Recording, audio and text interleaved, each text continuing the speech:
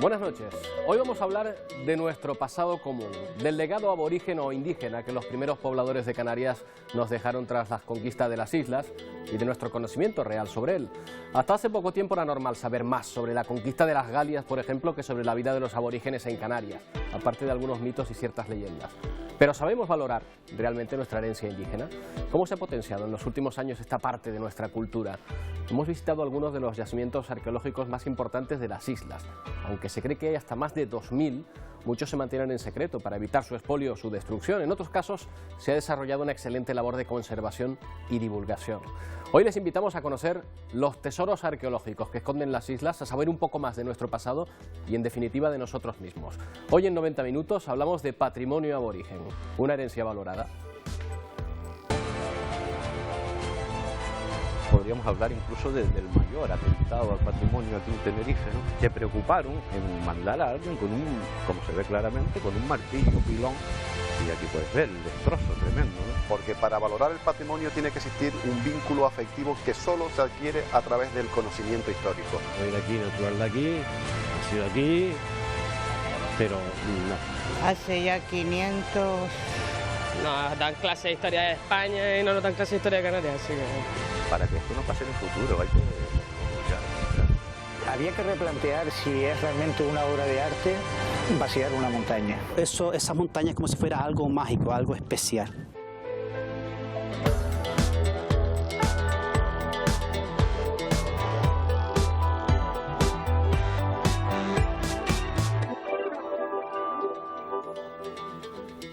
En nuestro recorrido de esta noche vamos a mostrarles algunos lugares que son bien conocidos y otros que se van a apuntar en sus agendas, seguros si no los conocían antes. Lugares donde los antiguos pobladores de Canarias dejaron su huella, sus símbolos y nos mostraron su forma de vida. Vamos a recorrer todas las islas y vamos a plantearnos distintas cuestiones. ¿Hay que dejar estos entornos intactos o es necesaria una actuación sobre ellos para dar valor a estos sitios? ¿Sabemos valorarlos? ¿Nos faltan investigadores para ello? ¿Qué conocimiento tenemos de los canarios, de nuestro patrimonio aborigen? Bueno, pues empecemos por esta última pregunta con alguien que conoce la materia de sobra, puesto que gestionó el patrimonio cultural de las islas desde el gobierno de Canarias. Aarón Susu Gutiérrez, ¿qué tal? Buenas noches. Hola, muy buenas noches. Conocemos en general, somos buenos conocedores del patrimonio aborigen que atesoramos. Yo creo que todavía nos falta mucho camino que recorrer. De hecho, tenemos un recorrido corto en el tiempo. Si tenemos en cuenta que la primera Dirección General de Patrimonio Histórico que hay es de la década de los 90 y una ley del año 99, por lo cual todavía las transferencias en el año 2000, por lo cual el recorrido, desde mi punto de vista, es muy corto para dar a conocer todo ese patrimonio que tenemos.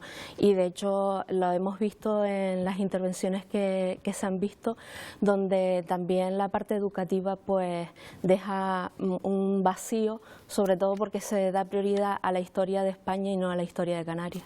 Para la conquista de las Galias, que estábamos diciendo en un momento dado. Manuel Lobo fue rector de la Universidad de Las Palmas de Gran Canaria. ¿Qué tal? Buenas noches. Buenas noches, muchas gracias. Doctor en Filosofía y Letras por la rama de Historia, sí. Historiador.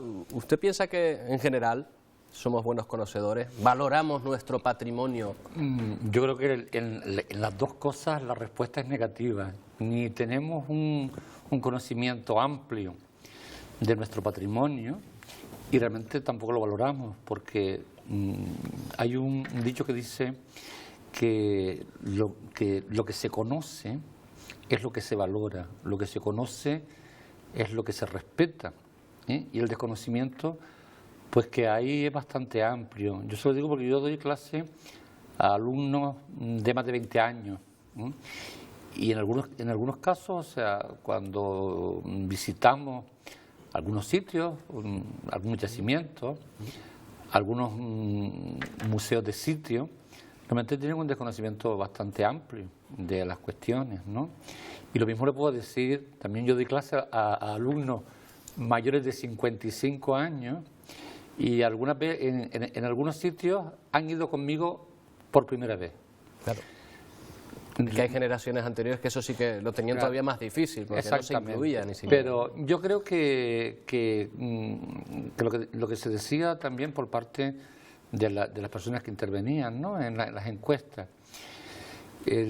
La historia de España hay que conocerla, porque nosotros hemos formado parte de esa historia a partir de la finalización de la conquista a fines del siglo XV, pero también tenemos que conocer realmente la nuestra, y la nuestra es distinta, no es ni mejor ni es peor, es diferente, porque hemos pasado por episodios distintos a los que ha pasado, por ejemplo, en la historia de España en la península. Nosotros además hemos participado ampliamente de la historia de Europa, también desde el punto de vista de la actividad comercial, de los movimientos bélicos. Bueno, y eso también hay que saberlo, ¿no? Y ha quedado, en cierta manera, ensombrecido, claro, por lo menos hasta ahora, porque parece que eso se está resolviendo, o creen que todavía en ese aspecto no se le dedica suficiente espacio en el currículo académico. Yo creo que no se le dedica suficiente espacio. Yo creo que no. Pero sí es verdad que se van dando pasitos, y yo creo que también hay que ser optimista dentro del... Lo que pasa es que llevamos muchos años siendo optimistas. Vamos a ir a algunos sitios que a lo mejor les devuelven el optimismo, otros me temo que no, pero en todo caso vamos a hacer un recorrido por esos tesoros que tenemos en las islas. Van a ver que si se quedan con nosotros en estos 90 minutos van a encontrar muchos lugares que visitar, sobre todo los que conocer sobre nosotros mismos. Canarias tiene una riqueza patrimonial envidiable, pero probablemente no seamos conscientes de ello. Hoy nos hacemos una pregunta y se la trasladamos a ustedes. ¿Conocemos nuestro patrimonio? Hemos salido a la calle a preguntar, queremos conocer hasta qué punto sabemos de nuestros orígenes y del legado que nos dejaron nuestros antepasados. Un guanche, ¿no? Un rey guanche. ¿Un mensei? No. Un aborigen guanche. No me suena de nada. Para mí que era él como el jefe de la tribu. Guanarteme es un lugar, ¿no? A mí me suena de historia, de la historia de ese hombre. Guanarteme era de Las Palmas. No, solo la calle porque he vivido por ahí, pero de resto no, la historia completa. Soy de Barsequilla, así que aquí abajo. No fue un año concreto, se extendió en el tiempo, dependiendo de la isla. Será, no sé, 1400, 1500, algo así. Soy de aquí, natural de aquí, nacido aquí, pero no. Hace ya 510 años o más o menos. No, dan clase de historia de España y no nos dan clase de historia de Canarias, así que... Hasta hace pocas décadas, saber sobre nuestros orígenes dependía, casi en exclusiva, del interés que pudiera tener cada uno, porque el patrimonio arqueológico no formaba parte de la enseñanza reglada. Fue a partir de los años 90 cuando comenzó a incorporarse dentro del currículum docente. El mundo funerario ocupaba, pues, probablemente el epicentro de las investigaciones arqueológicas. En este momento los alumnos de primero de la ESO los aprenden en la asignatura de Historia de Canarias. Más tarde, en segundo de bachillerato, quien quiere puede optar por profundizar más en esa materia. Estos 12 alumnos lo han elegido. Mucha gente canaria que no sabe de dónde proceden. Básico, ¿no? Saber de dónde venimos, qué hacían nuestros aborígenes, a qué se dedicaban. Sobre todo sensibilizar a las sociedades futuras del valor y de la importancia del patrimonio arqueológico, ¿no? Es esencial para la protección de nuestro patrimonio que haya una divulgación y un conocimiento del mismo. Si nos vamos probablemente a 40, 50 años atrás, la historia de Canarias no existía dentro del currículum de las enseñanzas. Es por eso, entre otras cosas, por lo que hay gran desconocimiento de la riqueza arqueológica que tenemos en nuestras islas. Los canarios tenemos un déficit en historia de Canarias y en historia en general, y a lo mejor por esto no valoramos excesivamente lo que tenemos, porque para valorar el patrimonio tiene que existir un vínculo afectivo que solo se adquiere a través del conocimiento histórico. En Canarias se encuentran inventariados más de 2.000 yacimientos. De ellos, 72, repartidos por todas las islas, han sido declarados bien de interés cultural. Nos detenemos en Risco Caído, propuesto para ser declarado Patrimonio de la Humanidad en 2019. Risco Caído es probablemente el santuario más importante de los antiguos canarios. Está formado por dos grandes cuevas excavadas. Una de ellas, el techo es en forma de cúpula, a 5 metros de altura del suelo, y ambas cuevas tienen sus paredes cubiertas con grabados, donde la figura del triángulo púbico femenino es la representación más relevante. es un símbolo relacionado con la fertilidad, no solamente del ganado y de las propias personas, sino también la fertilidad de la tierra. Lo importante es que ellos logran meter la luz dentro del templo y saben con absoluta precisión cuándo van a llegar los equinoccios, porque empiezan a entrar la luz en ese mismo momento, siempre en esa misma época del año. Para ellos era fundamental, sobre todo, que hubiera un calendario oficial, un calendario que dijera, ahora es la época de sembrar, ahora es la época de van a llegar las primeras lluvias, lo vamos a hacer así, y todo estaba regulado de alguna manera. Y esta cueva responde un poco a este templo, este almugren, responde un poco a esa teoría. Además, la cueva funciona como una cámara de proyección en la que la luz al entrar proyecta las imágenes de los grabados de la pared. A nivel mundial no existe un yacimiento como este, no hay nada igual, no hay nada igual. En Garafía, en La Palma, los grabados de las estaciones rupestres de La Zarza y La Zarcita fueron declarados bien de interés cultural en 1986. Los motivos rupestres representados con espirales o meandros suelen interpretarse como una práctica mágica para propiciar condiciones naturales favorables en relación con el agua y cultos lunares. Aquí en El Hierro se encuentra uno de los tesoros más importantes de la arqueología canaria, tanto por sus grandes extensiones de grabados como por los vestigios bimbaches que concentra. Bueno, el Julán es un yacimiento arqueológico muy importante, uno de los mejores conservados en el archipiélago canario, y por su gran extensión aquí se han encontrado además cantidad de restos aborígenes y hoy en día podemos seguir visitando diferentes tipos de estructuras en piedra que nos hablan de cómo pudieron vivir en esta zona. Pues nos encontramos en el Tagoror, es una estructura prácticamente circular de piedra y es el lugar para ellos sagrado donde se reunirían. Resultado de estas celebraciones, pues tenemos a ambos lados del Tagoror una cantidad de restos de conchas de lapas que serían como a modo de vertedero y nos da una idea de la cantidad de tiempo que estuvieron aquí, que permanecían aquí. Nos encontramos en la zona de los letreros y aparte de la diferencia de símbolos y de signos que tenemos aquí, podemos ver también la escritura, este tipo de escritura líbico-bereber que nos relaciona con Norte de África. No hay ninguna traducción oficial, aunque hay mucha gente que lo estudia y que quiere interpretarla. Y además, aunque seguimos sin tener una traducción, pues parece que actualmente todavía las tribus tuareg siguen dándole uso. Pienso que deberíamos visitar los diferentes yacimientos arqueológicos que tenemos para entender nuestros orígenes, valorarlos y protegerlos. El yacimiento de Sonsamas en Lanzarote, declarado bien de interés cultural en 1979, es un poblado de los antiguos majos. Hay un proyecto para convertirlo en un parque arqueológico, pero de momento queda mucho por hacer. Los majos de Fuerteventura ocuparon el que es hoy el yacimiento de la Atalayita, un poblado de 1.200 metros cuadrados compuesto por numerosas estructuras de piedra seca. En sus inmediaciones se han encontrado materiales arqueológicos, como fragmentos de cerámica aborigen decorada, restos óseos o útiles líticos. Una de las riquezas patrimoniales que atesoramos en Canarias y que nos aportan datos muy relevantes y únicos sobre nuestros orígenes son las momias. Especialmente en Gran Canaria y en Tenerife, nuestros antepasados momificaban a sus difuntos con técnicas de embalsamamiento muy similares a las practicadas en otras civilizaciones antiguas. Hemos venido al Museo de la Naturaleza y el Hombre en Santa Cruz de Tenerife porque se ha convertido en todo un referente a nivel mundial en cuanto a técnicas de conservación de momias. Y es que están con unas condiciones específicas para este tipo de cadáveres. Una humedad relativa constante, en torno a un 45-40% de humedad relativa, una temperatura que no oscila, expositores son antibala, antifuego, antirrobo, etcétera, etcétera. Era un tratamiento que, según las fuentes escritas, duraba entre 15 y 20 días aproximadamente, y un tratamiento continuo en el que el principal factor era la deshidratación. Cuando estaba en unas condiciones óptimas, se envolvían pieles, tantas más pieles cuanto más alto era el estrato social del difunto, y se introducía en cuevas inaccesibles. Son un libro abierto que es extraordinario en el sentido de que complementa perfectamente a lo que los arqueólogos obtienen a través de la excavación sistemática de un yacimiento, de una cueva sepulcral o lo que sea.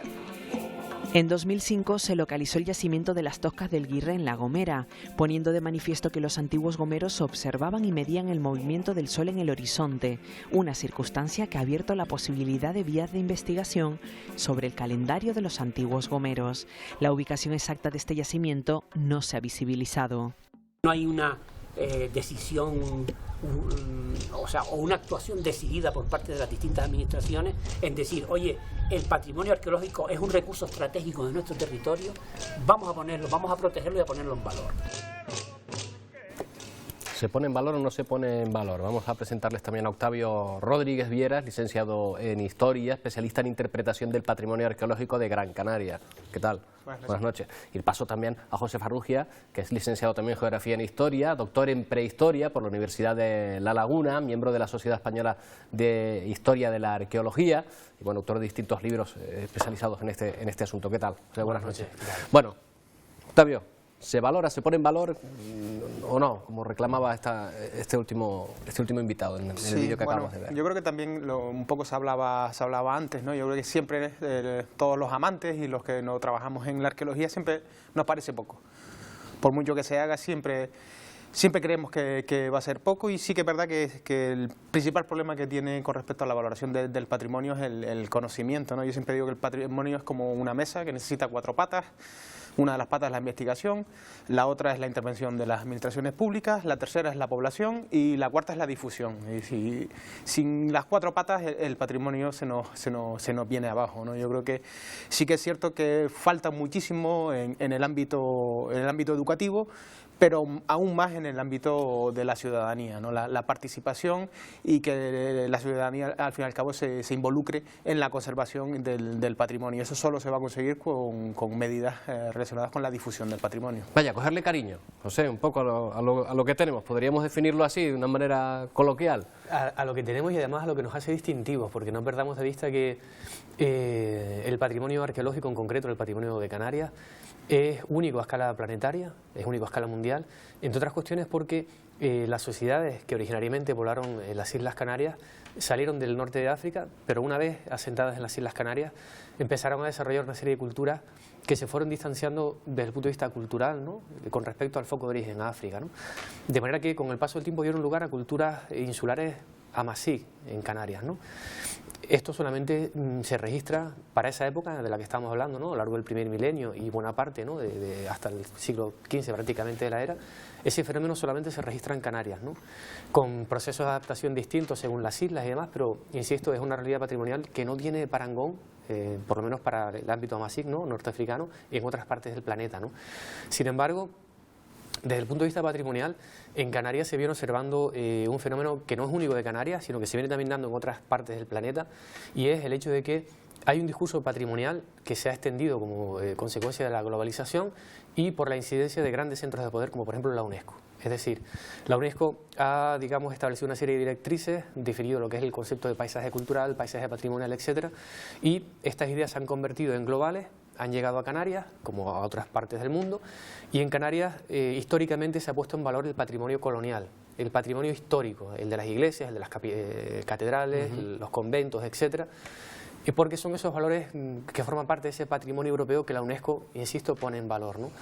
La propia UNESCO reconoce que a escala planetaria el patrimonio, este tipo de patrimonio está sobre representado en la lista mundial de patrimonio frente a otros patrimonios etnográficos o arqueológicos de comunidades indígenas que están infrarrepresentados, como puede ser el caso también de Canarias, ¿no? Por tanto, lo que pasa en Canarias no es ni más ni menos que un eco de una situación que se está dando en otros puntos del planeta. Que a lo mejor se soluciona un poco, se compensa un poco si el risco caído llega a ser elegido patrimonio, ¿no? Por ejemplo, ¿no? Podría ser. Por ejemplo, tenemos un caso también en La Laguna, ¿no? El casco de La Laguna fue declarado Patrimonio de la Humanidad en el año 92, si no me falla la memoria, y el casco de La Laguna evidentemente atesora toda una serie de valores de una etapa concreta, ¿no? Estamos hablando de finales del siglo XV en adelante, cuando lo cierto es que en las inmediaciones de La Laguna hay también patrimonio indígena que no forma parte de esos valores que definen, ¿no? A La Laguna como patrimonio de la humanidad, ¿no? De hecho, si a nivel de calle le preguntan a cualquier tinerfeño o cualquier lagunero que defina hitos patrimoniales de La Laguna, te hablaría de la Torre de la Concepción, del Adelantado, en fin, muchos elementos, ¿no? De la Pero aborigen o indígena. Y si le preguntáramos efectivamente por algún elemento del patrimonio indígena de Aguere, sería incapaz Es verdad que hay yacimientos que se ocultan para evitar que se destrocen o que alguien pueda robarlos directamente? ¿Preferible no decir nada por el momento? Ahí está el tratamiento diferente que se da desde las administraciones en algunos casos, donde hay proteccionismo sobre los yacimientos arqueológicos, y luego hay otros que apuestan por la puesta en valor, y ahí se diferencia, porque antes lo decían los compañeros, ¿no? El conocimiento es lo que te otorga el aprecio, y el aprecio va a llevar a la conservación de ese patrimonio y a esa divulgación, por lo cual yo creo que es fundamental. Nosotros no podemos seguir ocultando, yo creo que tenemos que dar un paso al frente y poner en valor ese patrimonio arqueológico o ese patrimonio aborigen, porque entiendo que la ciudadanía tiene que conocerlo. No, ocultándolo no vas a conseguir su O sea, me da la protección. sensación de que muchas personas, muchos ciudadanos de las islas estamos conviviendo al lado de tesoros arqueológicamente hablando incalculables, y no nos hemos dado cuenta todavía, probablemente, porque nadie nos lo ha dicho, a lo mejor, o porque en algún momento no se ha explotado esa idea. ¿Estamos de acuerdo en eso? Sí, sí, claro. El caso es, al lado de mi casa, 15 minutos hay una cueva pintada, por ejemplo. 15 minutos de mi casa, y yo no lo desconocía hasta que me metí un poquito en el mundo de la historia. Antes de empezar a estudiar historia, yo lo desconocía y había vivido allí, pues, obviamente, toda la vida, ¿no? Sí que hay y además yo que trabajo, en este caso yo dirijo una empresa y trabajamos muchísimo con centros educativos, y nos encontramos de todo, nos encontramos con colegios, con clases, que conocen absolutamente todos y cada uno de los aspectos básicos de la sociedad, los antiguos canarios, de la economía, de la sociedad, de la cultura, y nos encontramos con otros que parece que hay un agujero negro, ¿no? Tenemos centros educativos, tenemos cursos, y me encuentro con grupos que ni siquiera saben que existían estos pobladores antes del siglo XV, ¿no? Y en ese sentido sí que es verdad que quizás, a pesar de que tengamos un currículum relativamente cerrado, no sé muy bien cuál es la razón, a lo mejor aquí los compañeros lo sabrán. Van a depender muchísimo del profesor, del maestro, de la sensibilidad que vaya a tener el maestro a la hora de impartir estos conocimientos que están, como tú bien decías, a la orden del día, en algunos casos a 10 minutos de nuestra casa. Manuel. Hombre, yo en el tema educativo también, una de las cuestiones que a lo mejor se refiere a Octavio, en el sentido de que se le pueda inculcar a los niños desde la edad de primaria los contenidos que tienen que ver con Canarias, también tiene que ver en algunos casos con los propios planes de estudio que tienen ahora mismo los futuros maestros, donde hay mucha pedagogía, mucha psicología, pero poco contenido histórico, ¿no? Es diferente, por ejemplo, el famoso plan del 71, donde había pues una especie de especialidad que se llamaba Ciencias Sociales, donde junto con pedagogía y junto con psicología también se enseñaban contenidos históricos de Canarias. Yo, por ejemplo, empecé a trabajar en la Escuela de Magisterio cuando se implantaba por primera vez la asignatura de Historia de Canarias dentro del plan de estudio. O sea, con lo cual, eso puede ser también un hándicap o un déficit que se pueda tener en ese aspecto que tú estás indicando, de que te encuentres alumnos a lo mejor del mismo curso, que saben de lo que tú les vas a explicar, y otros que no han oído hablar nunca justamente de eso, cuando se supone que está en el currículum de la ESO. Preguntándonos precisamente por Depende del profesor, ¿no? Por yacimientos que han podido ser expoliados, nos hemos encontrado preparando este reportaje, lo hemos encontrado en Tenerife, prácticamente destruido y además intencionadamente. Muchos yacimientos aborígenes en Canarias permanecen ocultos ante el riesgo de expolio o maltrato. Las administraciones toman la decisión de no darlos a conocer para evitar perderlos para siempre. Podríamos hablar incluso del mayor atentado al patrimonio aquí en Tenerife, ¿no? En su día se propuso determinadas obras, se preocuparon en mandar a alguien con como se ve claramente, con un martillo pilón, y aquí puedes ver el destrozo tremendo, ¿no? Habían paneles interesantísimos, muy buenos, con técnicas de picado supuestamente bastante antiguos y demás. Habían figuras antropomorfas, esquematizadas y muchos grabados interesantes. Lamentablemente, de lo poco que ha quedado aquí en este yacimiento son cosas muy incisas y superficiales, como puede ser esto aquí, no sé si lo verán bien, como algo figurativo. El gran potencial que tenía este yacimiento se lo han cargado. La Ley de Patrimonio Histórico de Canarias recoge las sanciones que se aplican a quien expolia y maltrata los yacimientos. Pese a esto, el vandalismo es una práctica que ha impedido la visibilización de muchos hallazgos. El expolio, eso de hacer graffiti, eso es por causa de la ignorancia. Entonces, ¿cómo podemos combatir eso, la verdad? Pues debemos difundir, dar a conocer todo esto para tratar de crear un interés y por consiguiente unos valores, ¿no? Crear unos valores para que esto no pase en el futuro. Hay que, desde luego, luchar. Una pena, ¿eh? Y nos quedamos con las ganas de verlo, ¿verdad? Porque dices, caramba, ¿y qué es lo que habría ahí?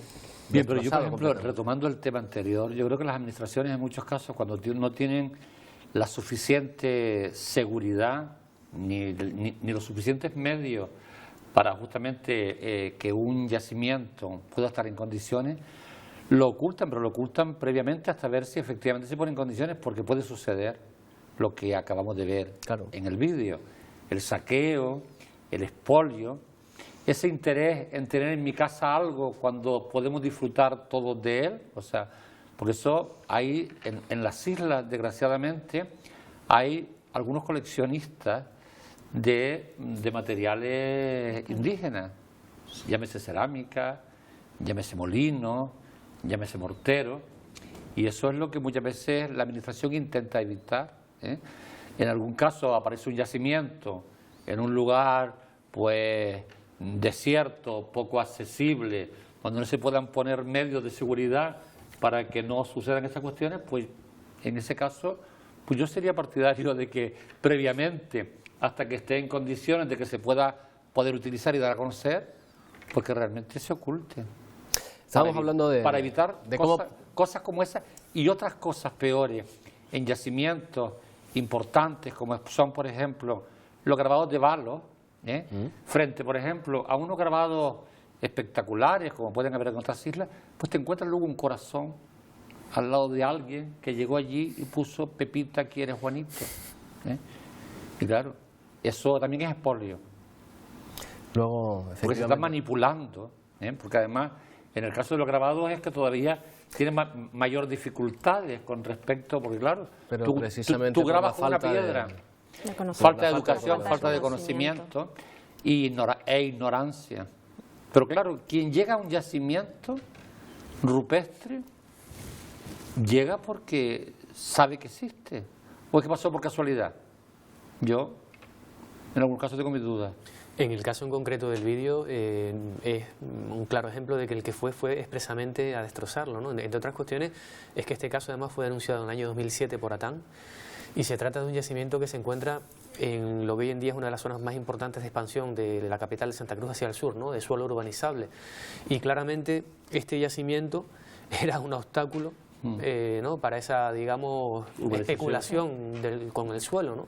Sí. Y entonces ante obstáculos de este tipo, directamente lo que se hizo fue romper el yacimiento para que la zona, digamos, dejara de tener el valor arqueológico que tenía, ¿no? Y pudiera ser, pues, explotada, ¿no?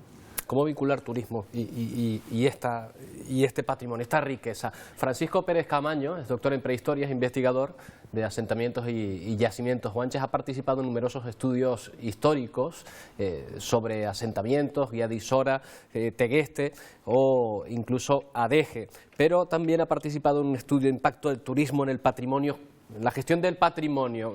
¿A qué conclusiones llegaron en ese estudio? En primer lugar, señor Pérez Camaño, cuéntenos.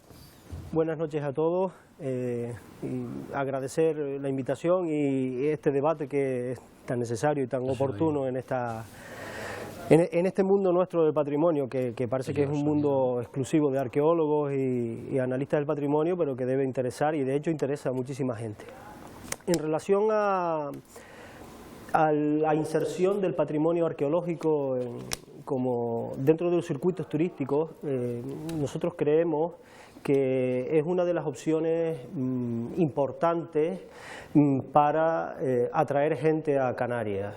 Hay algunos modelos que lo están haciendo así, de esa manera, como por ejemplo puede ser Gran Canaria, desde mi punto de vista, claro, y en ese estudio al que usted refiere, nosotros pusimos algunos modelos donde la inversión pública, en este caso de algunos ayuntamientos, como por ejemplo Guía de Isora y actualmente de Tegueste, o de la inversión privada, como el caso de San Blas en San Miguel, se visibilizaba de manera importante el patrimonio, tutorizado por las administraciones públicas, que son las que tienen las competencias legales, y consideramos en ese estudio que podía ser una opción muy importante, no para el turismo de masa, sino para un turismo cultural muy especializado que deseaba conocer, que desea conocer, y que cada vez es más frecuente en las zonas de turismo de masa, no solamente en Canarias.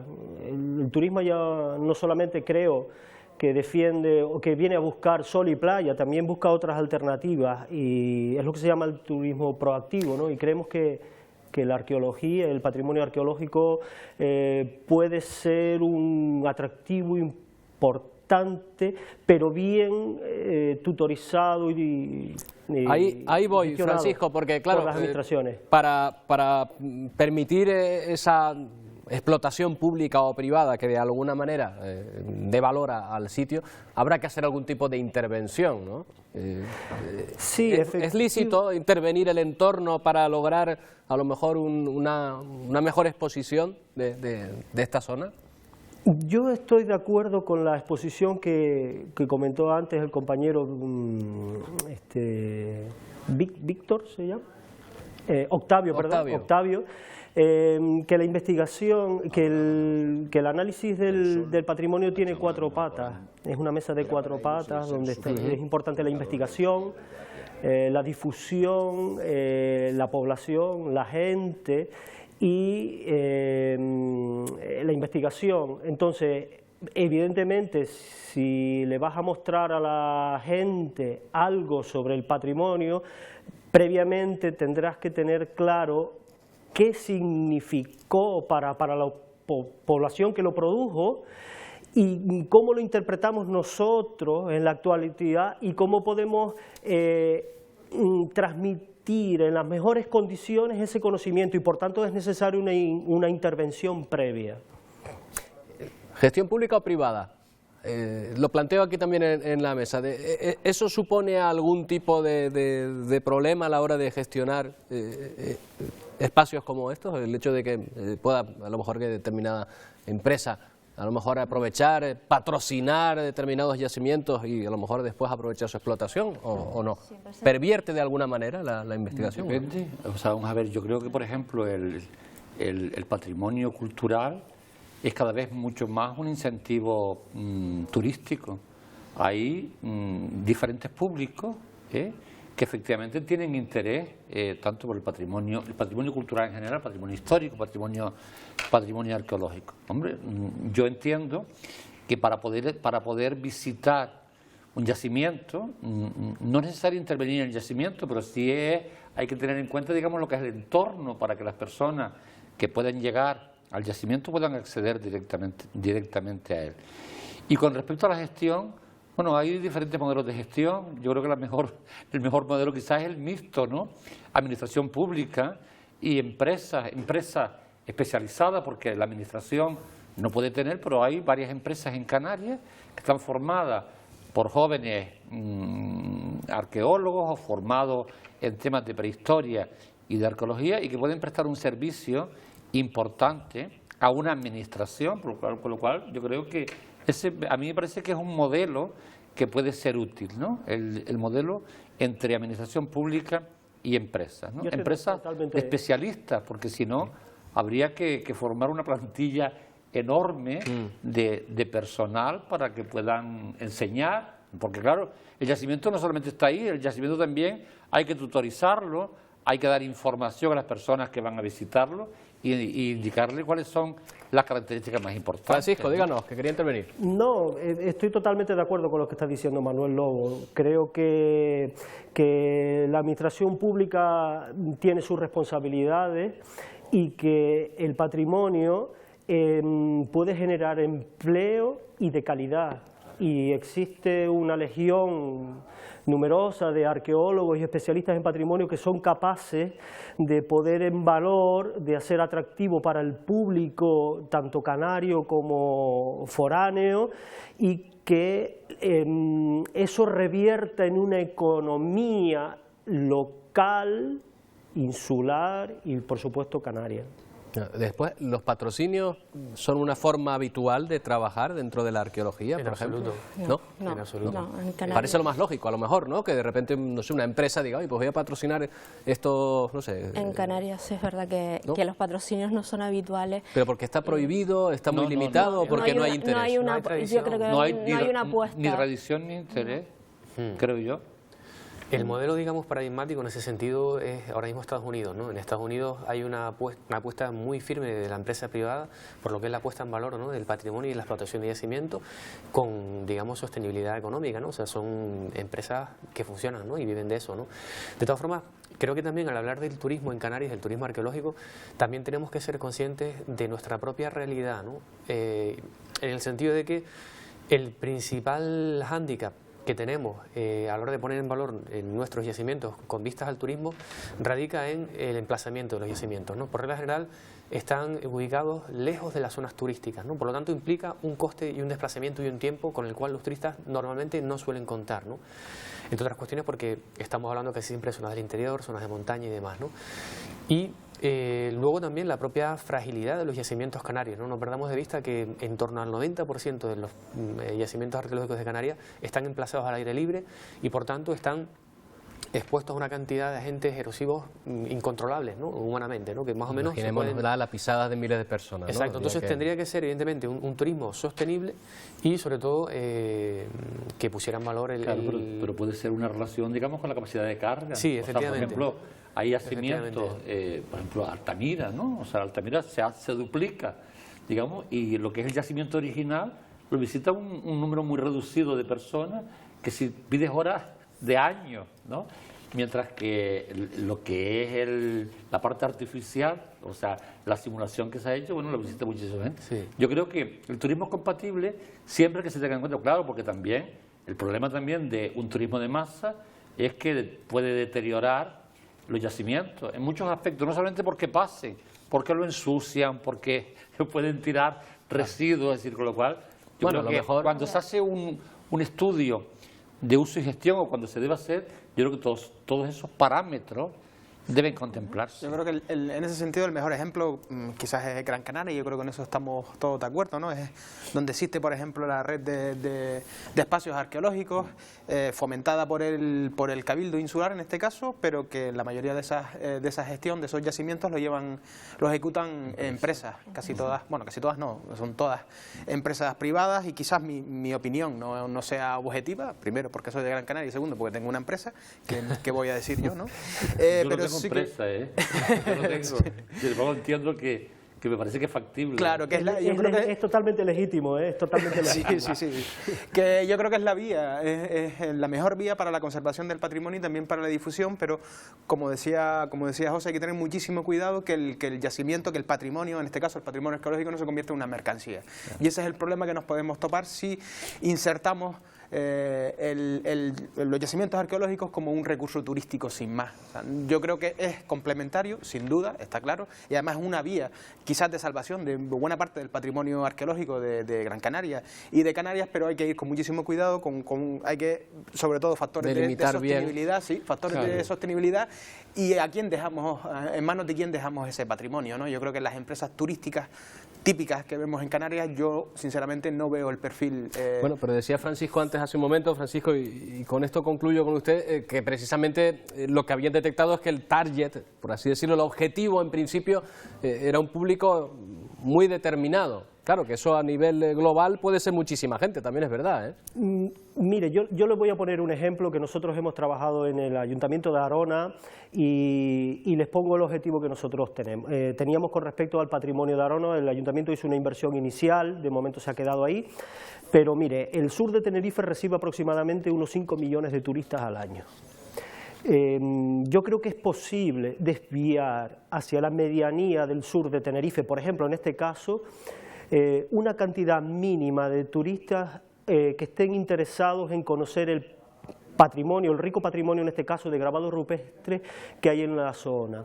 Es una manera importante, fundamental de revitalizar zonas como las medianías, que están en muchos casos depauperadas, que tienen un desarrollo más lento, que están alejadas de las zonas de turismo de masa.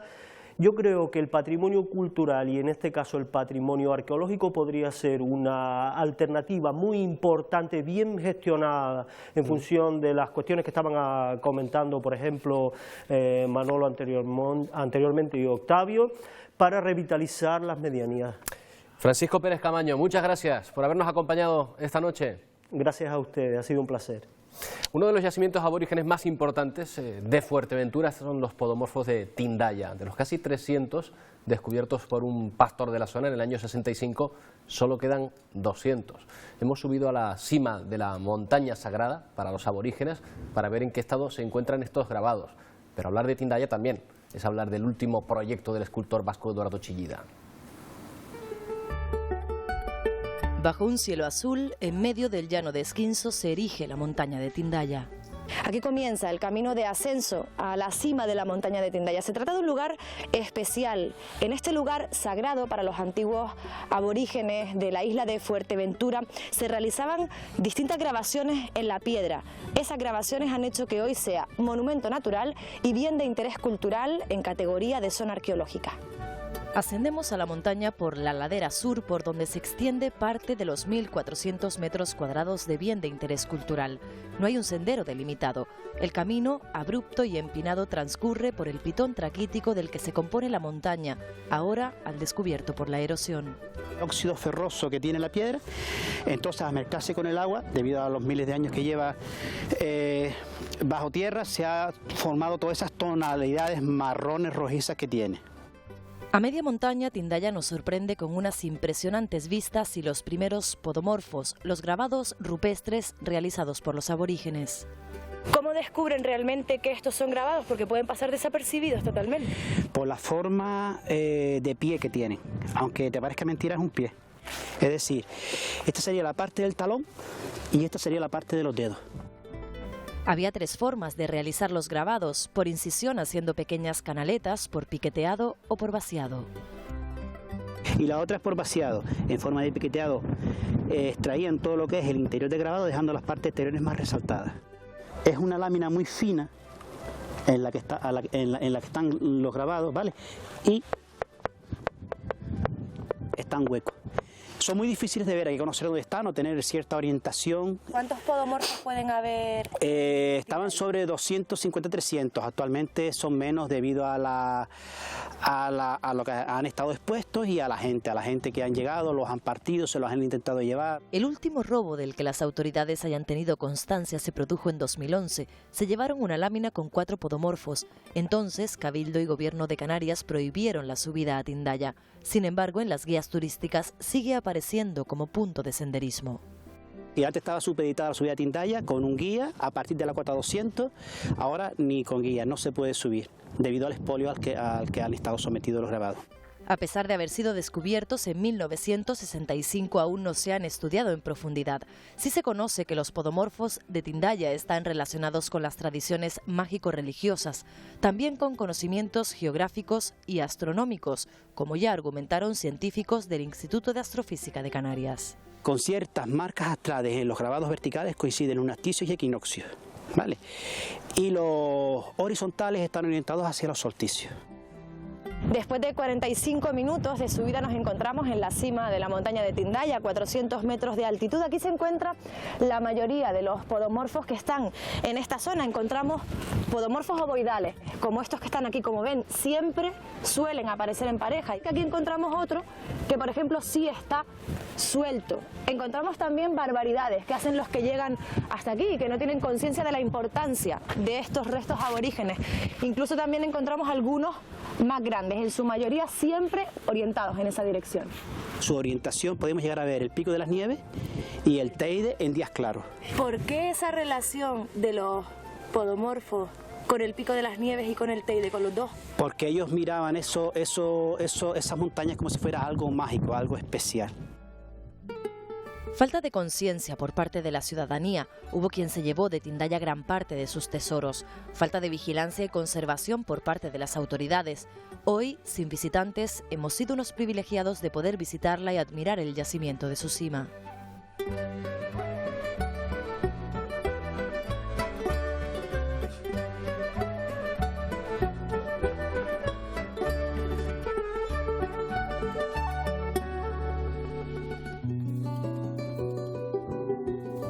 Montaña sagrada, zona arqueológica, monumento, proyecto artístico y hasta el nombre de un caso judicial. 20 años en boca de todos. Tindaya. Tindaya. Tindaya. ¿Proyecto de Tindaya? Caso de Tindaya. Tindaya. Tindaya. Tindaya, ideado por Eduardo Chillida. Hace años tuve una intuición que, sinceramente, creí utópica. Dentro de una montaña, crear un espacio interior que pudiera ofrecerse a los hombres de todas las razas y colores. Una gran escultura para la tolerancia. Y un día surgió la posibilidad de realizar la escultura en Tindaya, en Fuerteventura. Este es el proyecto de Eduardo Chillida, cuando en 1994 le ofrecieron realizar en Tindaya su obra Monumento a la Tolerancia. El vasco aseguró que quedó prendado de la montaña majorera. La excavación de 2 huecos verticales conectarán con el hueco interior, de 40 metros de largo por 40 de alto y 40 de ancho. Esa especie de escultura al revés que es Tindaya. La escultura es trabajo con la materia, aquí es vaciar una pequeña parte de la materia, de la traquita de la montaña, para convertirlo en un espacio, diríamos, mágico, en el que pues, tener todas las sensaciones de estar en el interior de la tierra, estar en el interior de una montaña muy especial. De los casi 62 millones de metros cúbicos de volumen que tiene la montaña, la escultura de Chillida ocupará 200.000 metros cúbicos, un 0,3%. A los meses de que el escultor eligiera Tindaya para su obra, surgieron los primeros grupos contrarios al proyecto. El propio informe geotécnico, en sus conclusiones, consideran que el monumento es viable, pero que se despiertan numerosas incertidumbres que no podrán ser resueltas hasta que se empiece a horadar la montaña. Había que replantear si es realmente una obra de arte vaciar una montaña. No va a aumentar ni a mejorar el patrimonio de esa montaña el que le abran un agujero de 50 metros de lado. Todo lo contrario, lo que va a incidir es en aumentar el grado de destrucción de ese patrimonio.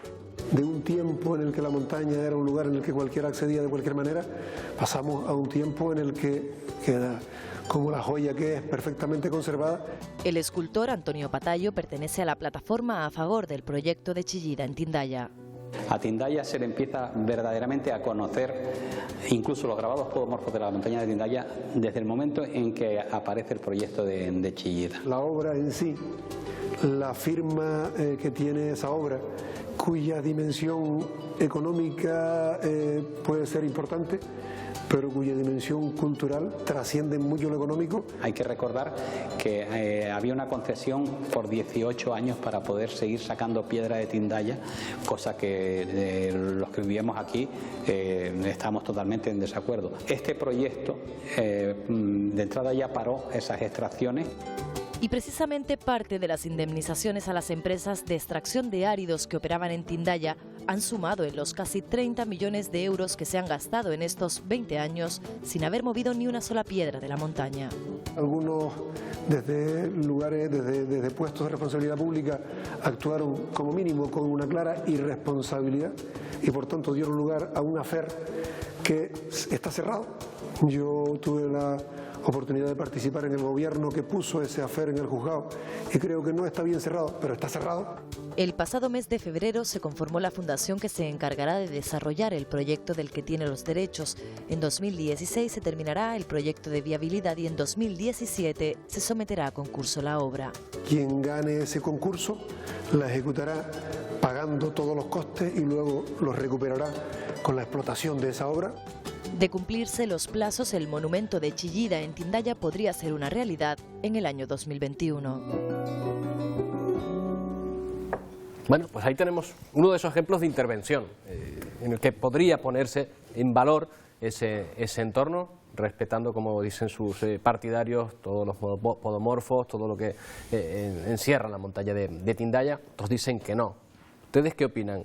¿Intervenciones como esta son adecuadas? ¿Potencian precisamente estos lugares o creen que no le darían más valor? Yo creo que quizás José seguro tendrá muchas cosas que contarnos, pero yo creo que como bien decías, la montaña de Tindaya pues viene a resumir un poquito el objetivo de este debate, ¿no? Por un lado, eso que comentaba antes yo de que el patrimonio se puede convertir en una mercancía, pues es lo que estamos teniendo en Tindaya, que quizás para los promotores de este nuevo proyecto los menos importantes sean los podomorfos. De hecho, hay una legislación casi que a dedo, una legislación hecha exclusivamente para esa montaña, cuando lo menos importante es el patrimonio arqueológico y lo más importante es el rédito que se puede, o los beneficios que se pueden obtener de esa montaña, ¿no? Ahí viene un poquito el cuidado que tenemos que debemos tener en cuanto a la puesta en uso del patrimonio arqueológico y la relación con el turismo, ¿no? Y también, como bien dices, la intervención. Yo creo que sería una tragedia que Tindaya desapareciera por motivos naturales.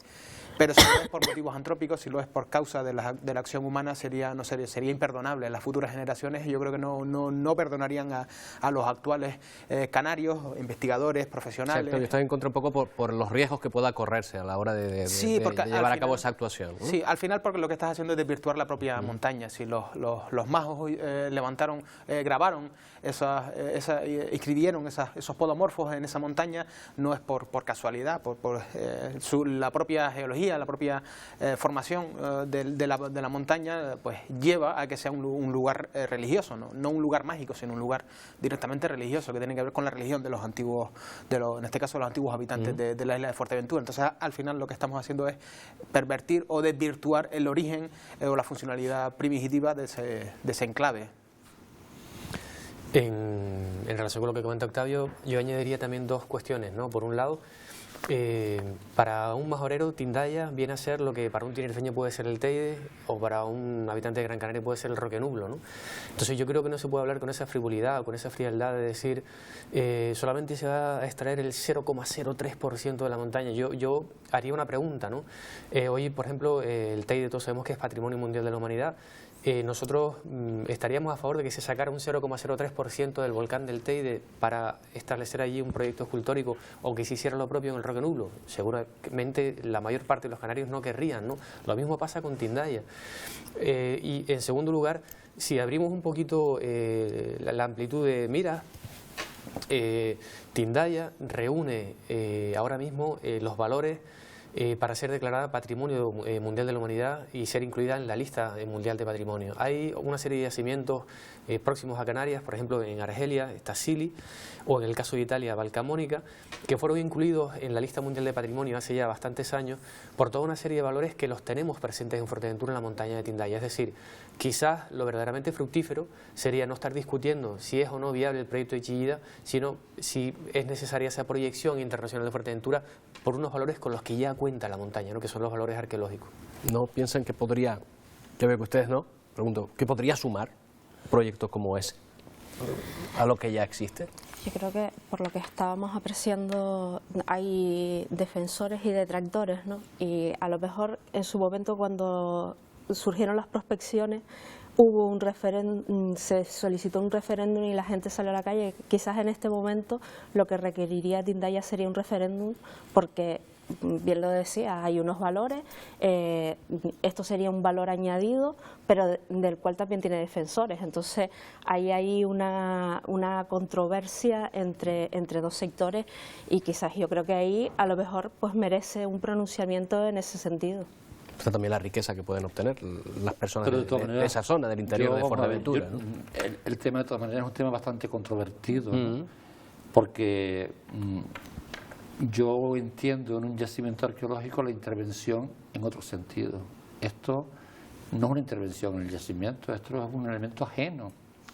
El yacimiento es una obra un diseño de una obra de arte de un escultor, pero que realmente aporta poco. Son dos temas totalmente distintos, lo que puede ser esa escultura interna, por decirlo de alguna manera, dentro de la montaña y la propia capacidad del yacimiento arqueológico. Por lo tanto, esta no sería una intervención en un yacimiento arqueológico, tendría otro sentido diferente. Yo cuando hablo de una intervención en un yacimiento arqueológico, pues puede ser una intervención para restaurarlo, puede ser una intervención para poder permitir un mejor acceso, pero esto no. Esto es una intervención totalmente diferenciada. No tendría nada que ver con lo que está pasando, por ejemplo, que hay en la Cueva Pintada, no, es que son cosas, el risco caído. Por eso digo yo que es que no tiene, o sea, esto es una intervención en una línea totalmente distinta al tema de la parte de los podomorfos. Indudablemente, vamos a ver, yo no tengo una opinión a fondo porque no conozco ni totalmente el proyecto, ni conozco cómo se han hecho las catas, ni conozco realmente lo que es la proporción, o sea, pero no cabe duda de que es una intervención que no se puede justificar en el sentido de que es una intervención para el yacimiento, no tiene nada que ver en esta línea. Bueno, pues vamos a hacer una pausa y dentro de un momento volvemos, entre otras cosas, para buscar los restos de Fernando Guanarteme, tenedor Semidán. ¿Dónde descansan sus restos y dónde deberían descansar a partir de ahora si se encuentran? Enseguida volvemos en 90 minutos.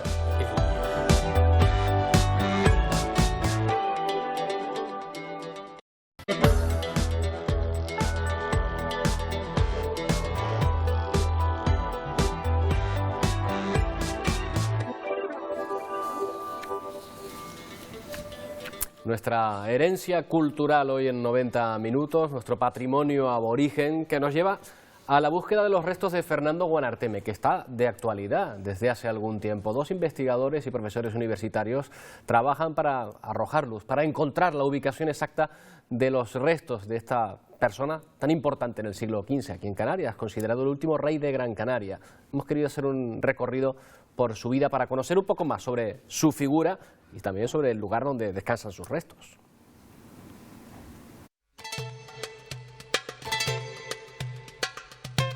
Gáldar, 61 kilómetros cuadrados y 7 zonas arqueológicas. Entre sus mayores tesoros, la Cueva Pintada, el centro neurálgico de la antigua Gáldar. Gáldar era pues uno de los asentamientos prehispánicos más importantes de la isla en el momento de la conquista. Cuando llegan esos viajeros, esos conquistadores, pues sin duda destacan la importancia que tiene como un lugar muy poblado, pero donde hay además una importancia simbólica especial con respecto a toda la isla de Gran Canaria. ¿Cómo era esa sociedad, el guanartemato? ¿De qué manera están reflejados en Gáldar? El Gáldar prehispánico que nosotros intentamos recrear en este espacio patrimonial intenta contar esos momentos finales tan complicados y lo que supone la conquista de la isla y su incorporación a la corona castellana. Ahí hay toda una serie de personajes en el mundo indígena que se revelan como fundamentales para entender qué es lo que ocurre.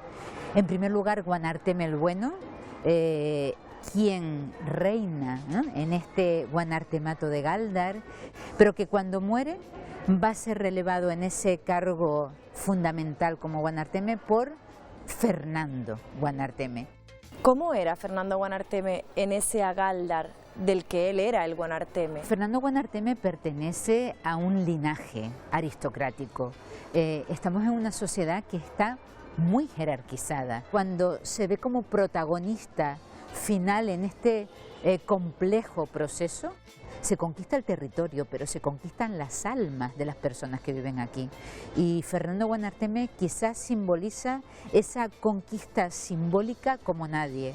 Es su alma la que también sucumbe a esa nueva realidad y que le va a llevar a participar de forma convencida en lo que va a ser la conquista de Tenerife, de La Palma, morir lejos de su tierra y vivir otra realidad muy distinta a la que conoció cuando nació en este Gáldar, todavía no castellano. Este monumento recuerda la figura de Tenedor Semidán o Fernando Guanarteme, Guanarteme de Gáldar. En enero del año 2008 el Ayuntamiento de Gáldar nombró hijo predilecto al que fuera el último rey de Gran Canaria. Pero ¿quién era exactamente Fernando Guanarteme? ¿Qué importancia tuvo para los aborígenes y para la historia de Canarias? ¿Traidor o defensor del mundo indígena? Sin duda es un personaje que no deja indiferente a nadie. Una persona de buen aspecto, moreno, alto y da la impresión de que tenía muchas habilidades sociales, porque él llega a acuerdos con los conquistadores de la isla, se atreve a ir a la corte y expone sus reivindicaciones y llega a un acuerdo con la corona. ¿Cuándo pasa a ser de Tenésor Semidán a Fernando Guanarteme? Cuando va a la corte y es bautizado, y según las crónicas, él pide que el rey sea su padrino y lo bautiza el cardenal Pedro González de Mendoza, ya a partir de ese momento es conocido como don Fernando de Agaldar, don Fernando Guanarteme, es como aparece en las crónicas. Cuando busca sobre Fernando Guanarteme hay algunos que dicen que se vendió a la corona. ¿Realmente se vendió Tenésor Semidán a la corona antes de ser ya rebautizado como Fernando Guanarteme? La categoría de traidor no se puede aplicar de forma taxativa en ese momento. Cuando ya la conquista es una cosa más organizada con Pedro de Vera, algunos se dan cuenta de que no es posible una victoria y piensan utilizar otras vías como el acuerdo, que es el caso de Fernando Guanarteme, que es la única forma de conseguir sobrevivir.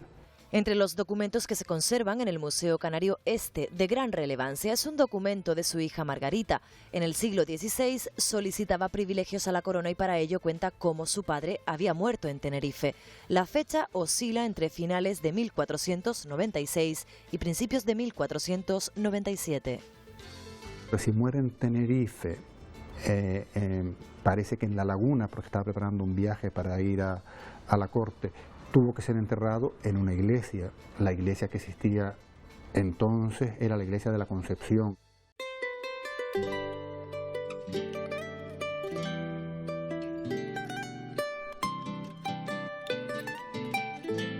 A finales del siglo XV, en esta iglesia de la Concepción, en La Laguna, se enterraban a los personajes ilustres de la sociedad de la época. Aquí fue enterrado Fernando Guanarteme en un primer momento. Sus restos estuvieron aquí hasta que esta iglesia fue destruida para volver a construirla tal y como la conocemos hoy. En ese momento sus restos fueron trasladados a la ermita de San Cristóbal. Esa es la hipótesis, pero es verdad que puede que estuviera enterrado en otro sitio. El testamento de la hija de Fernando Guanarteme es el único conocimiento que tenemos, porque tampoco existen libros de entierros de esa época, por lo tanto no hay documentos eclesiásticos que hagan referencia al entierro de Fernando Guanarteme. Si los restos llegaron a la ermita de San Cristóbal y se enterraron allí, ¿cuál es el problema? El problema es que desde ese momento, principios del XVI, hasta hoy en día, la ermita de San Cristóbal ha sufrido un montón de avatares, transformaciones, obras, reconstrucciones. En consecuencia, claro, no sabemos con todo ese trasiego qué ha pasado con esos restos. Jorge Onrubia y Juan Francisco Navarro retoman ahora el proyecto para buscar los restos de Fernando Guanarteme, una investigación que ya inició en la década de los 60 el galdense Celso Martín de Guzmán, descendiente de Catalina de Guzmán, sobrina de Fernando Guanarteme. El trabajo se divide en fases. La primera, la de documentación histórica sobre Fernando Guanarteme. Luego llegará la parte más arqueológica de la investigación. Hacer un estudio completo de la parte que hoy subsiste de la ermita, con técnicas pues, sofisticadas, aunque por otra parte ya muy habituales, escaneo láser, fotogrametría, y luego una exploración del subsuelo, también con una serie de técnicas de indagación que llamamos geofísicas. Se utilizará un georradar similar a este que emite ondas electromagnéticas y que determina cualquier anomalía que existiera bajo el suelo que se está analizando. Vamos a pasar por encima de un objeto y veremos cómo la señal en pantalla cambia muy evidentemente. En un terreno que más o menos se mantenga constante una tubería, pues nos va a aparecer un hueco igual. Lo que te está barriendo es una línea, es dos dimensiones, longitud por una profundidad. Se trata de la misma técnica que ya se utilizó en el convento de las Trinitarias en Madrid durante la búsqueda de los restos de Miguel de Cervantes. Se ha acordado eso, que después de hacer esos estudios, después de dar datos fehacientes de que realmente pueda estar ahí, entonces ya se va a tiro hecho, a este punto. No levantar por levantar toda la capilla, porque esta capilla fue restaurada no hace mucho tiempo. La existencia de esa placa, colocada por la Real Sociedad Económica de Amigos del País de Tenerife, no significa que los restos de Fernando Guanarteme estén justo debajo de ella.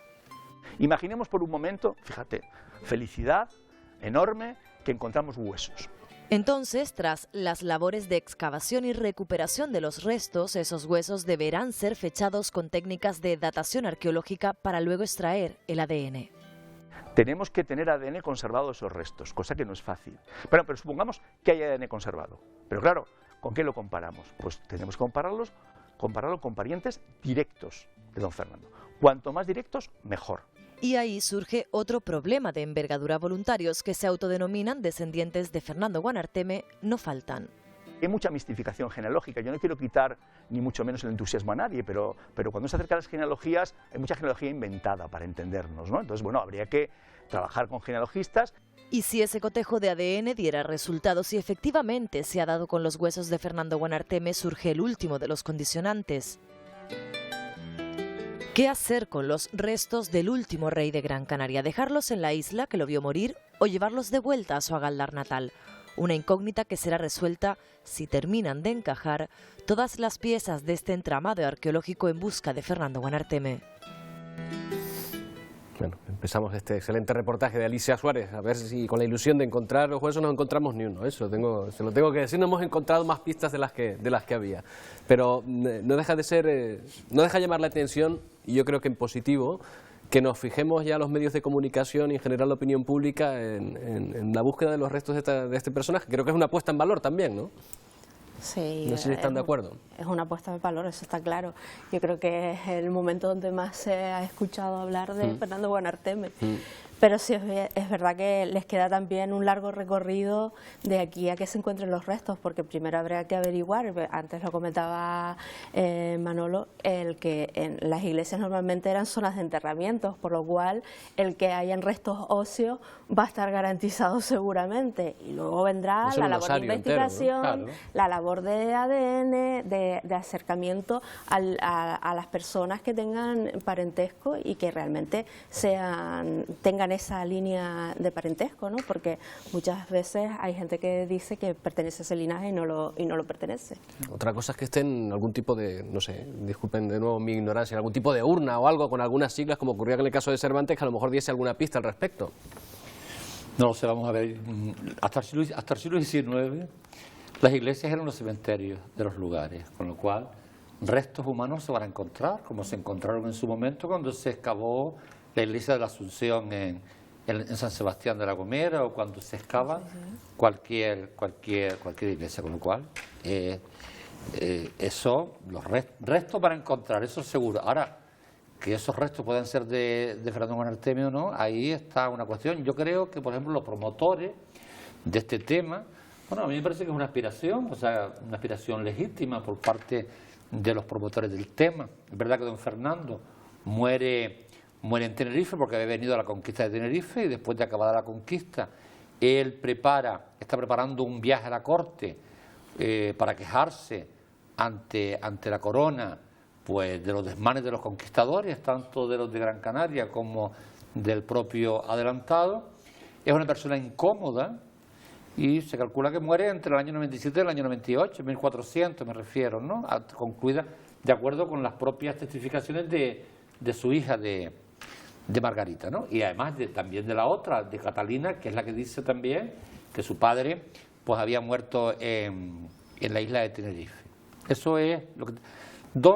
porque claro, hay también otras incógnitas donde dicen, bueno, es posible que a lo mejor estuviera enterrado también en Los Realejos. Hombre, yo creo que, dada la figura que era, si estaba preparando un viaje para ir a la corte, lo lógico es que estuviera en la capital de la isla. La capital de la isla era La Laguna, ahí no hay mayor duda.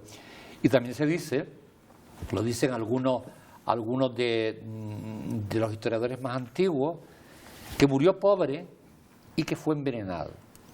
Bueno, si efectivamente fue envenenado, pues también es más fácil a lo mejor desde el punto de vista del análisis que le puedan hacer a los restos humanos, si algunos de esos restos pues tienen veneno. O sea, porque esa es otra de la cuestión, era un personaje incómodo, protestaba justamente ante las nuevas autoridades castellanas por los incumplimientos de los pactos que se habían hecho con los indígenas.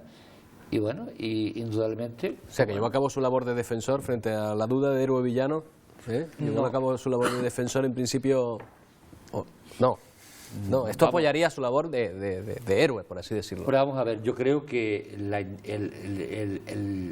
el apresamiento de Guanarteme no fue tal. Esa es mi teoría. Yo creo que fue una rendición pactada. O sea, él simula... Creo yo, él simula que lo apresan. Y él simula porque él lo que está viendo, lo que ve continuamente, es que la población indígena va diezmándose. Y hay una referencia de uno de los indígenas que decía que llegaban unos monstruos por el mar que permanentemente vomitaban gente. Es decir, mientras ellos se iban reduciendo, seguía llegando gente de fuera a renovar a los que habían muerto. Con lo cual, él se encuentra ante una situación en donde realmente, si su población se diezma y la otra no, porque continuamente se va renovando, él lo que decide en un momento determinado es salvar lo que queda de la población indígena. Y eso yo creo que es lo que realmente le lleva a él a llegar al pacto que llega con los Reyes Católicos en Córdoba, para concluir la... Tiene que ser el símbolo de la asimilación. La conquista. ¿Su opinión también, José? Yo quizás creo que el caso de Fernando Guanarteme también, desde el punto de vista ético, permite abrir otro debate, ¿no? Y es, por ejemplo, partimos de un supuesto, ¿no? Y partimos del supuesto de que desde el punto de vista cultural, religioso, él acaba incorporándose a una nueva sociedad y por tanto es castellanizado, ¿no? Pero cabría preguntarse, ¿no?, si por lo que sea se encuentran, ¿no?, los restos mortales de Fernando Guanarteme, ¿qué tratamiento deben darse a esos restos mortales, ¿no? Deben ser, porque él fue declarado hijo predilecto de Gáldar, ¿no? Y entonces debe ser enterrado en una iglesia, debe ser enterrado en un panteón indígena. ¿Qué tratamiento le damos a Fernando Guanarteme, ¿no? Eso por un lado. Y por otro lado, apostar por la recuperación de Fernando Guanarteme, en cierto sentido también, es apostar por la recuperación de las historias elitistas, ¿no?, de los linajes del pasado, ¿no?, de esas familias, en este caso entroncadas, ¿no?, con los guanartematos, ¿no?, de la isla de Gran Canaria, ¿no?, y no con la historia popular, que por ejemplo si fuéramos a excavar una cueva de enterramiento indígena con, no sé, 12 o 13 cadáveres, enterramientos, posiblemente nos darían más información de cómo era esa sociedad indígena, ¿no?, en la época de contacto, ¿no?, con el mundo cristiano, que a lo mejor... Pero es más mediático Fernando Guanarteme, tenedor Semirán. Vamos a hablar con Alfredo Chamán, es presidente de un colectivo cívico-cultural, La Solana del Plátano, que pide el regreso precisamente de los restos del último monarca aborigen gran canario. ¿Qué tal, señor Chamán? Buenas noches. Hola, buenas noches, buenas noches. Bueno, para ustedes, ¿Fernando Guanarteme o Tenedor Semirán? ¿Qué nombre prefieren? En alguna forma de lo que se trata es de cantar y contar la historia de nuestra gente. Yo estoy entusiasmado por el conocimiento de las personas que le acompañan en ese plato de nuestra querida isla de Tenerife, donde en alguna forma se habla de la casa. Pero yo lo que quiero hablar es de la gente que hizo esa casa, que la lloraron, que la quisieron, que la amaron y donde muchos de ellos se quedaron. Y por ello, la asociación que presido, pues hicimos las gestiones que considerábamos oportunas y que han tenido un resultado francamente muy positivo. En el caso de que consigan localizar primero los restos, que vemos que es una labor que va a ser muy ardua, pero en el caso de que lo consigan también y además recuperar los restos, como ustedes dicen, para la isla de Gran Canaria, ¿dónde creen que deberían estar estos restos después guardados? ¿En una iglesia? ¿Dónde deberían estar custodiados esos restos posteriormente? Yo matizaría en principio el comentario que hace de para Gran Canaria. Yo creo que Fernando Guanarteme pertenece a todos. Fernando Guanarteme, hemos tenido el honor de que el obispado de La Laguna y los amigos de la económica en el año 1923 hicieran posible que fueran cuidados con respeto y con amor esos restos. Por lo tanto, son de todos. ¿Dónde debe ser? Seguramente habrán sitios desde el punto de vista católico, iglesia, ¿por qué no la Catedral de las Palmas de Gran Canaria? Naturalmente hay algo que es de la gente de Gálдар, de donde él era oriundo, que es la Cueva Pintada. Hoy en día hay una obra terminada, grandiosa, espectacular, que no tiene uso casi, que es el Castillo de Mata. Por lo tanto, sitios habrán y muchos.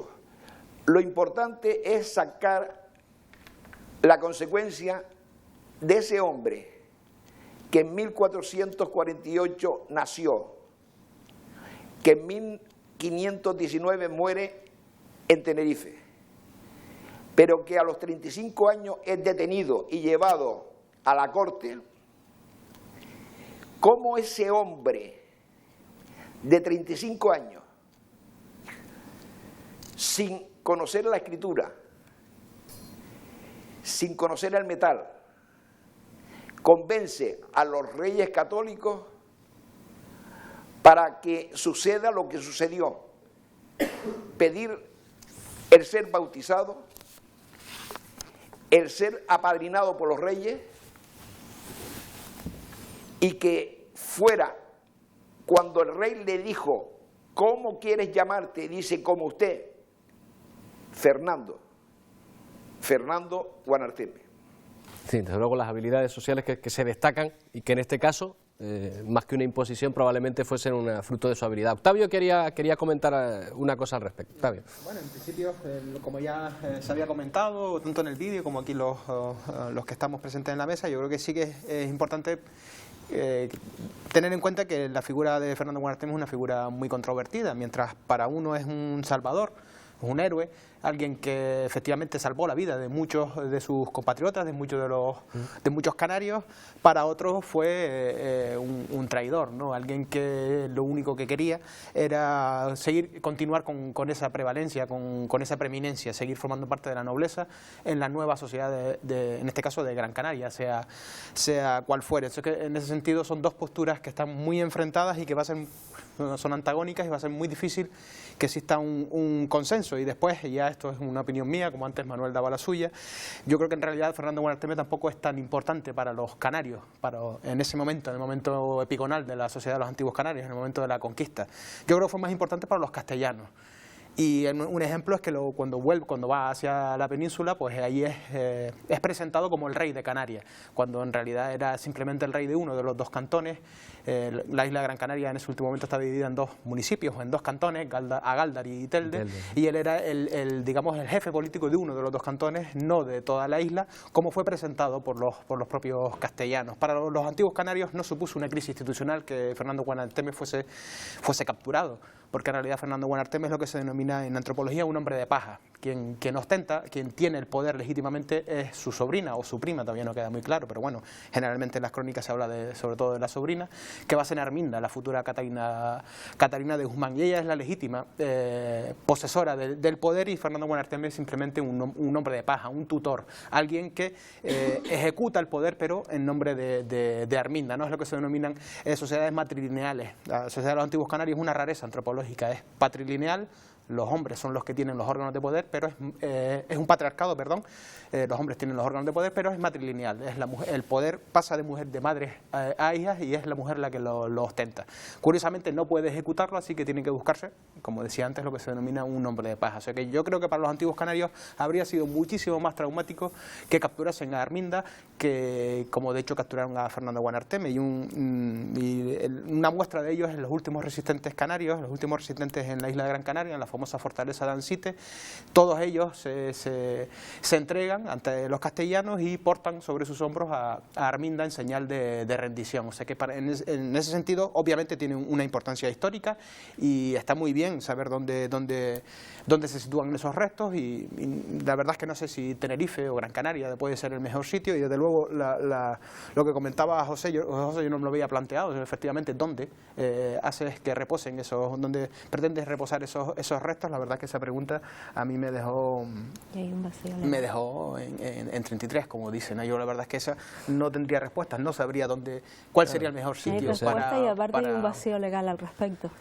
Sí, pero además poniéndonos en la mente de Fernando Buenarteme o de los miembros o en esa época, ¿no?, de los antiguos canarios, ¿cuál sería el mejor sitio para él? ¿Dónde querría Fernando Buenarteme? Quizá, don Alfredo, la cuestión es conservar el símbolo que nos sirva a lo mejor también para lo que estamos hablando aquí esta noche, para difundir, ¿verdad?, la historia de Canarias y nuestro patrimonio, al margen ya después de que unos consideren que sea héroe o villano.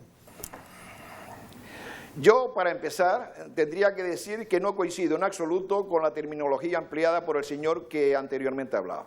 No se puede decir gente de paja y no se puede decir por la realidad que sucedió. Un chico de 35 años, vestido de pieles, que no habla el idioma castellano, que tiene la capacidad de llegar a la corte y convencer al rey para conseguir los objetivos que se consiguieron, que fuera vestido con las sedas del propio rey, que fuera habitado en el palacio del propio rey. Se necesitaban unas cualidades especiales, con 35 años. Por lo tanto, hablar de otras personas con franqueza creo que no sea justo. Pero querría intervenir para decir otra cosa.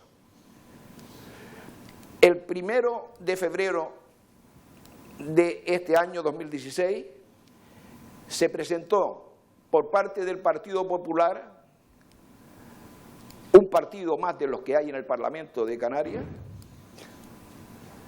una proposición no de ley solicitando el estudio de dónde está o dónde se presume que están los restos de Fernando Buenarteme o estudiarlo a través de las técnicas modernas para la venida a su hogar, a su casa en Gran Canaria. Pues, señor, esto parece ser... Sí, ya concluyendo, señor Chamán, porque no tenemos más tiempo. Parece ser que el día 13 de abril cabría la posibilidad que se presente en el Pleno del Parlamento de Canarias la aprobación que en principio parece ser los partidos políticos tienen disposición. Yo lo que sí insisto es lo siguiente: tenemos poca gente para querer y amar.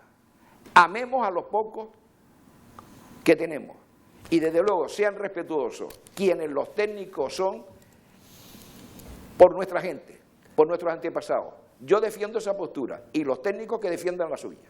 Gracias, señor Chamán. Buenas noches, gracias por habernos acompañado. Oye, perdón. Sí. Querría comentar una cosa. Muy rápidamente, por favor. Cuando hablan de muchas obras que desde luego tienen el apoyo incondicional nuestro, yo les quiero mostrar esto. El castillo de San Cristóbal, la torre de San Pedro, pues esas personas que están al pie, 9 personas, yo incluida, hicimos posible que se recuperara esa obra, porque los niños, los mataperros de aquel tiempo, tiraban los bolos y nosotros hicimos la gestión y con una inversión importante de millones de pesetas se recuperó. Pues un ejemplo de recuperación y de puesta en valor de nuestro patrimonio, por el que le felicitamos también. Señor Chamán, buenas noches. Gracias. Gracias a ustedes, muy amable. Bueno, al margen de estas cuestiones, héroe o villano, dónde deban descansar sus restos, al fin y al cabo lo que hemos intentado hacer es un recorrido para poner en valor, para que sepamos todos valorar un poco más nuestro patrimonio. Ahora bien, les planteo esta pregunta como cierre.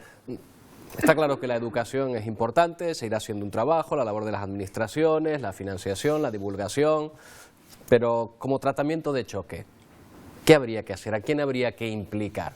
para empezar a decir, oye, ahí hay un tesoro arqueológico al lado del que está usted viviendo, empiecen a valorarlo y empiecen a hablar bien de él y empiecen a conocerlo? No sé, a través de las administraciones locales, de los ayuntamientos, o sea, ¿quién tendría que hacerlo como tratamiento de choque, como medida muy rápida?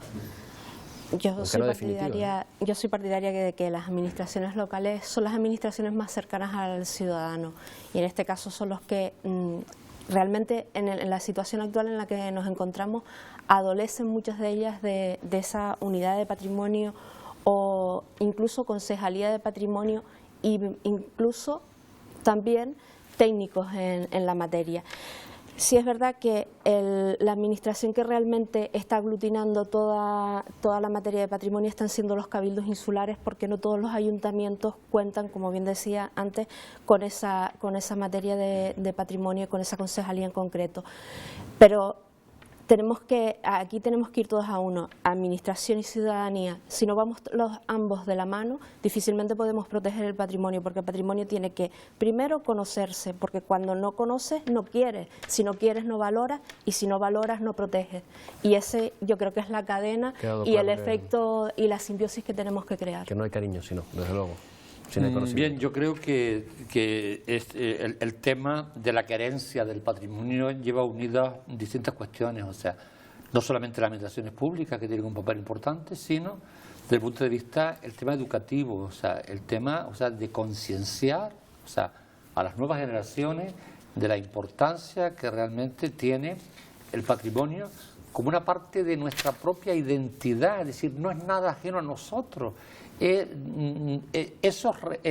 Nosotros somos herederos, de ahí el tema muchas veces del patrimonio. El patrimonio viene de la palabra herencia, es una cosa que hemos heredado de nuestros antepasados y tenemos la obligatoriedad de conservar, mantener, difundir y darlo a conocer. Con lo cual yo creo que es la administración pública, pero también tiene una parte importante el sistema educativo dentro de las nuevas generaciones. Si no hay ese binomio, es muy posible, es muy difícil que realmente la ciudadanía llegue a valorar y a querer algo que forma parte de nuestra historia. Pido brevedad. Sí, no, yo lo que creo que lo que hay que hacer es reforzar esas famosas 4 patas que habíamos dicho antes, y sobre todo para mí yo creo que la vía más sencilla, entre comillas, es la puesta en uso. Ya lo hemos visto antes con Tindaya. Si Tindaya se cierra, pues al final 2 o 3 generaciones más adelante nadie lo va a conocer. Así que yo creo que con una intervención directa, una intervención humana, no física, no se trata de poner pasarelas, de poner vídeos, de poner pantallas, sino de poner gente a pie de yacimiento para que lo interprete tanto a centros educativos, a turistas, como hemos visto antes, y sobre todo a la población en general. Yo creo que además matamos 2 pájaros de un tiro. Conservamos yacimientos y creamos un nicho de empleo para personas con formación, que yo creo que es lo que hace falta en Canarias. Yo suscribo lo que han comentado todos, y solamente añadir que ante este proceso, ¿no?, tan grande que es la globalización, se está asistiendo a una pérdida de las identidades locales, ¿no? Entonces, precisamente si hay algo por lo que hay que luchar es por mantener esas identidades locales, que son las que nos hacen distintos con respecto a los demás, ¿no?, y las que nos verdaderamente sacan a relucir lo que somos como canarios, ¿no? Pues esperamos haber conseguido con este granito de arena por lo menos un poquito más de esa concienciación que estamos reclamando. Muchas gracias, de verdad, por habernos acompañado en esta noche, en estos 90 minutos, y a ustedes también. Les esperamos en nuestra próxima edición, la próxima semana, próximo lunes. Buenas noches.